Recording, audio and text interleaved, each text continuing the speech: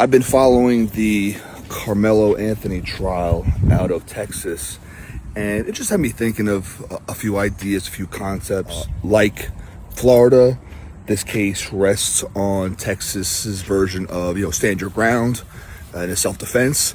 For those who don't know the case, this is a case where stabbing itself is not in dispute. What is in dispute is whether it was murder or whether he is exempt from prosecution via a legal stand your ground defense. And similar to a lot of other cases where race plays a big factor, the defendant is black, the victim is white, and these are issues that are just going to be in play when you have this kind of dynamic. And I guess the question I want to pose to all of you, and I'm really interested in your opinions, is if you could colorblind a jury, where the jury wouldn't know the race of any of the parties involved, would it change verdicts for better or for worse? I've been trying to analyze this case purely on a factual, legal, standpoint, based on what the allegations are, what the facts are, how the laws are written. And in my head, I've tried to ignore the races because it shouldn't play a factor.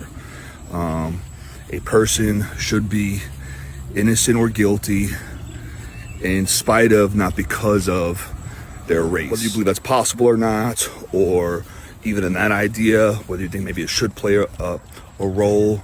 But if we could colorblind a jury, would it make juries more objective, less subjective? This case in particular, the Karmelo Anthony case, the defendant had what would be a legal knife on his person.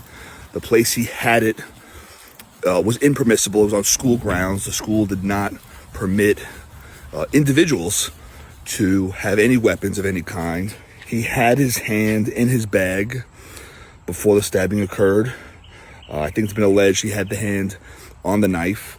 And this was at a sporting event where he went to the tent of an opposing team, and he was shoved by the victim beforehand.